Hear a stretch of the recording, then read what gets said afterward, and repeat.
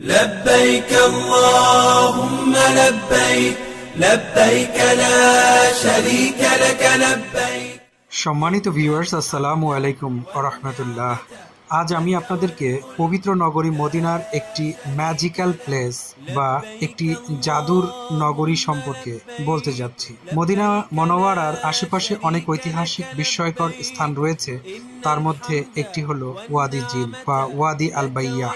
এটি এমন একটি উপত্যকা যেখানে আজও অনেক অদ্ভুত রহস্যময় ঘটনা ঘটতে দেখা যায়।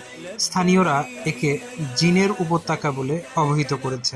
ওয়াদি জিন মদিনা শরীফ থেকে প্রায় ৩০ কিলোমিটার উত্তর পশ্চিমে মাদাইন সালেহ যাওয়ার পথে অবস্থিত। এটি এমন একটি উপত্যকা যেখানে পাহাড় আর পাথরের রাস্তা দ্বারা পরিবেষ্টিত একটি বিস্তৃত এলাকা। এই স্থানের সবচাইতে আলোচিত বৈশিষ্ট্য হচ্ছে এখানে গাড়ি বা যে কোনো যানবাহন ইঞ্জিন বন্ধ থাকা অবস্থাতেও উঁচুর দিকে উঠে যায়। আমরা প্রায়শই আমাদের হাজী সাহেবদের সেখানে নিয়ে যাই এবং এই বিষয়টি পরীক্ষা করি প্র্যাকটিক্যালি প্রমাণ করার জন্য। গাড়ির ইঞ্জিন বন্ধ করে নিউট্রালে রেখে রাস্তায় আস্তে আস্তে তাদের গাড়ি চলতে থাকে এবং একটা পর্যায়ে এটা স্পিড উঠতে উঠতে ১২০ কিলোমিটার বেগে গাড়ি ছুটতে থাকে। এই কারণেই স্থানীয়রা একে জিনের শক্তি বা জিনের দ্বারা এই কাজটি ঘটছে বলে মনে করে। এজন্যই এই জায়গাটির নাম দেওয়া হয়েছে ওয়াদি জিন বা জিনদের উপত্যকা।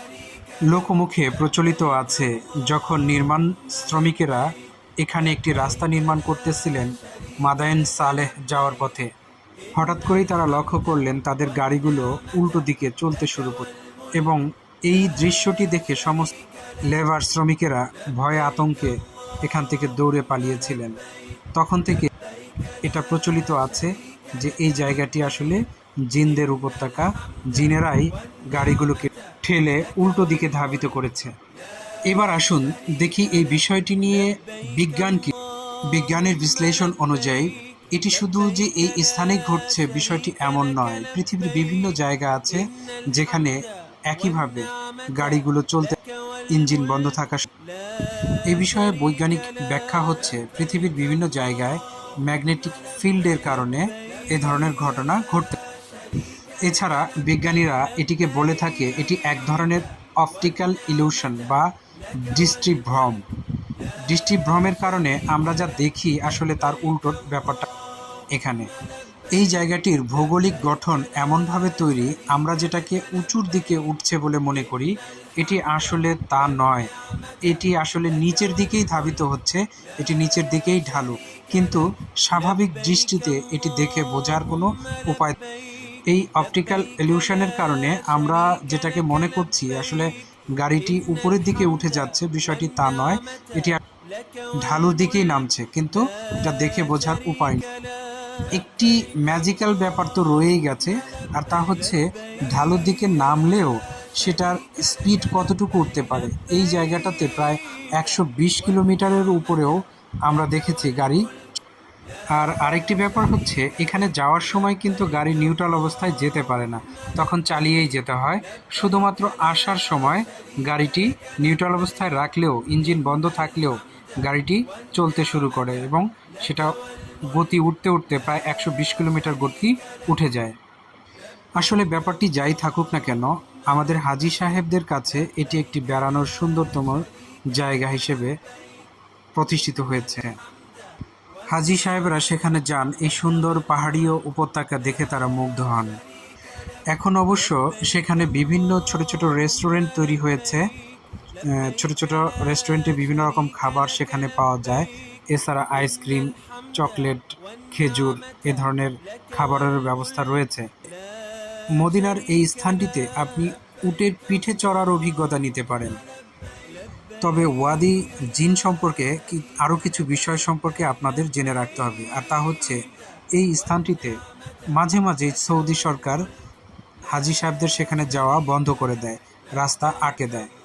এটার অবশ্য কারণ রয়েছে, কারণ হাজী সাহেবরা সেখানে গিয়ে রাস্তার উপরে যখন বিভিন্ন ধরনের এক্সপেরিমেন্ট চালাতে শুরু করে, বিশেষ করে পানির বোতল দিয়ে কিভাবে উপর দিকে উঠে, এই ধরনের এক্সপেরিমেন্ট চালাতে গিয়ে অনেক সময় দেখা যায় ঘটে। কারণ হাইওয়ে রাস্তার মধ্যে এ ধরনের এক্সপেরিমেন্ট মোটেও নিরাপদ নয়। আমরা সেখানে গিয়ে না বুঝে এই ধরনের ভুল করে ফেলি, এই ধরনের অ্যাক্সিডেন্ট থাকে। তাই যখনই এ ধরনের অ্যাক্সিডেন্ট ঘটে তখনই সৌদি সরকার এই জায়গাগুলোতে আটকে দেয় যাতে হাজি সাহেবরা সেখানে না যেতে পারে। আমরা না বুঝেই এজেন্সির উপর দায় চাপাই যে এজেন্সি বোধহয় সেখানে যাচ্ছে না, কিন্তু আসলে যখন এ ধরনের রেস্ট্রিকশন চলে আসে তখন কোনো বাস বা কোনো গাড়ি সেখানে যেতে চায় না। আরেকটি ব্যাপার, আপনারা যদি কেউ নিজেদের মতো করে সেখানে যেতে চান তাহলে অবশ্যই চেষ্টা করবেন সেটা সকালে বা দিনের বেলায় যাওয়ার জন্য, কারণ এই জায়গাটি অত্যন্ত নির্জন। সেখানে সাধারণত মানুষজন খুব একটা দেখা যায় না। এজন্য যতদূর সম্ভব সকালবেলা দিনাদিনই এই এলাকা থেকে ঘুরে আসতে হবে। এমনিতে চমৎকার একটি জায়গা। সেখানে যখন আমরা হাজি সাহেবদেরকে গ্রুপ নিয়ে যাই, প্রতিটি হাজি সাহেবেরই এই জায়গাটা ভালো লাগে।